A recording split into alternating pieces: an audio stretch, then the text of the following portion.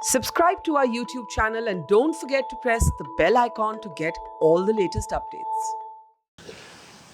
आज मैं एक इंडिया का बड़ा चैनल है उसका मैं एफएम पे ऐड देखा, ऐड सुन रहा था मैं।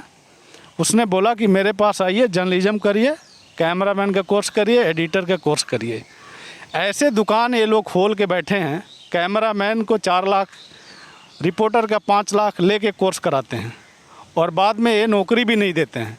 और आज हमारे साथ इतना प्रॉब्लम हो गया कि कैमरामैनों की नौकरी यहाँ से चली गई है। हर जगह से, हर चैनल से कैमरामैन निकाले जा रहे हैं और टारगेट कैमरामैन किए जा रहे हैं। आज उसमें मैं चर्चा करूँगा। हमारे साथ कुछ कैमरामैन हैं लोग, उनसे मैं बात करने जा रहा हूँ। जी, हमारे साथ 2017 में एक बहुत बड़े चैनल में हम लोग काम करते थे, तो हम लोगों को वहाँ से निकाल दिया गया ये कह के कि कंपनी के पास पैसा नहीं है, कंपनी के पास बहुत लॉस में चल रही है कंपनी, इस वजह से आप लोगों को सैलरी देने के लिए कंपनी के पास पैसा नहीं है, इसलिए हम लोग आपको निकाल रहे हैं। ये कह के हम लोगों को, बहुत सारे कैमरामैन को हमें निकाल दिया गया था। कंपनी के पास तो बहुत पैसा है, अभी भी बहुत सारे स्टाफ हैं जो बैठे हैं। हाँ, ये तो है, कंपनी के मालिक बहुत अच्छे थे, लेकिन एडमिन जो डिपो वहाँ का था, तो वो लोग अब हमें पता नहीं क्या कैसे डिसाइड किया, क्या डिसाइड किया। एक 10,000 के कर्मचारी को भी नहीं बख्शा गया, उसको भी निकाल दिया गया। लेकिन आज भी हमारा कहना ये है कि अगर कंपनी के पास पैसा नहीं था, कंपनी घाटे में चल रही थी, तो आज भी उस कंपनी में 10-10, 15-15 लाख पर मंथ सैलरी वालों को कंपनी ने क्यों रखा है, अगर कंपनी के पास पैसा नहीं था तो? हम ये जानना चाहते हैं। जानबूझ के मतलब टारगेट किया गया कैमरामैनों। जी, कैमरामैन को बैकबोन कहे जाने वाले कैमरामैन को ही सबसे पहले दूध की मक्खी की तरह निकाल के बाहर फेंक दिया गया। बस जब से हम लोगों के पास ना कोई रोज़गार है, ना कोई कहीं जॉब है, हर चैनल आज की डेट में कैमरामैन को ही टारगेट कर रहा है और कैमरामैन को ही निकाल रहा है। अभी संजीव जी बताइए, आप फिलहाल अभी नौकरी कर रहे थे, कुछ दिन पहले ही आप निकाले गए हैं। हाँ, मेरे को 3 जून को एचआर का कॉल आया कि संजीव जी क्या हाल है। मैंने कहा बढ़िया हूँ। उससे 1 दिन पहले मुझे छुट्टी दे दी गई थी। तो बोला कि आज से आपका कंपनी में लास्ट दिन था। तो मैंने बोला कारण क्या है? बोलो कंपनी के पास पैसा नहीं है। तो मैंने कहा सिर्फ मेरे लिए कि और भी लोगों के लिए नहीं? बोले नहीं, कई लोगों को हम लोग निकाल रहे हैं, जिसमें आपका भी नाम है, शॉर्ट लिस्ट है। हमने वहाँ पे 8 साल नौकरी करी, लेकिन बहुत दुख वाली बात है, जब कोरोना काल में जब लोगों के पास नौकरियाँ नहीं हैं, ऐसे वक्त में इन्होंने निकाला कि हम लोग क्या बताएं, बच्चे बड़े हैं, बच्चों का पैसा कहाँ से जाए? अगर मान के चलो जिसका हमारा अपना घर ना हो, कहाँ से क्या आएगा? हमने कैसे कैसे कर्जा लेके भी हम घर चला रहे हैं अपना, हमें पता है। लेकिन कंपनी ने कुछ नहीं सोचा। अभी भी हमारा इतना पैसा अटका, मांगने जाओ गार्ड अंदर नहीं घुसने देता। बताइए क्या करें?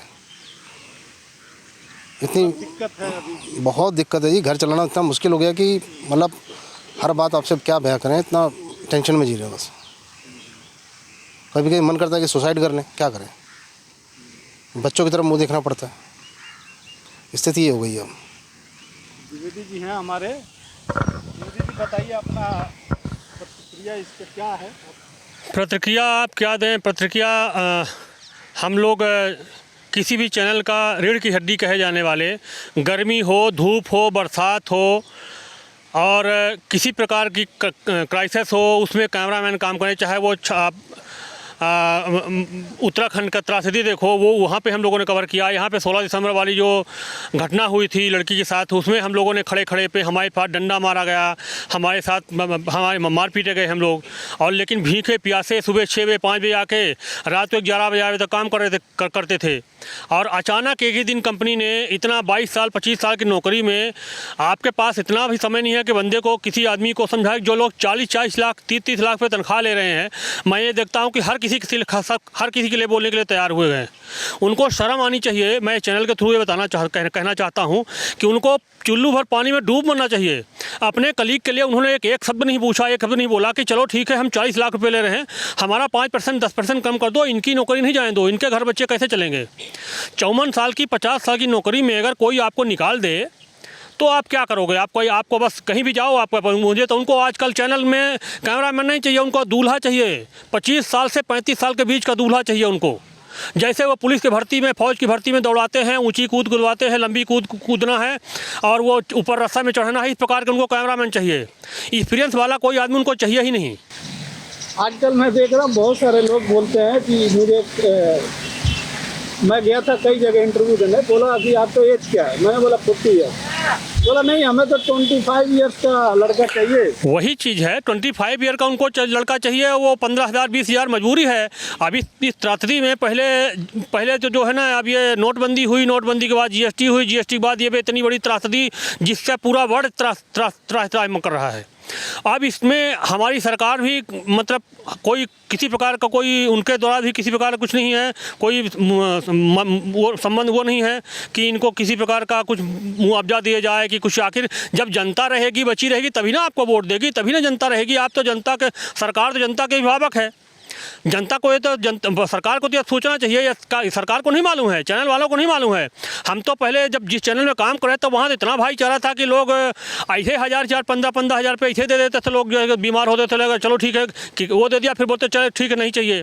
अब हम लोगों के पास जब कुछ भी नहीं बचा है और बच्चे सब हाई क्लास में हैं, लड़का इंजीनियरिंग कर रहा है, लड़की 12वीं पढ़ रही है, 1.5 लाख 2 लाख रुपये फीस है। जब चैनल से निकाला जा रहा था तब भी मैंने HR हेड से बोला, अपने HOD से बोला, सबके सामने बोला कि देखिए आप लोग बॉस हैं, आप डिसाइड कर लो, आप कुछ तनख्वाह कम कर दो हमारी, हम काम करने के तैयार हैं। मेरी वाइफ हार्ट के मरीज है, मेरा लड़का 2-3 लाख रुपये मैं भर्ती दे चुका हूँ उसको एडमिशन के इंजीनियरिंग के लिए।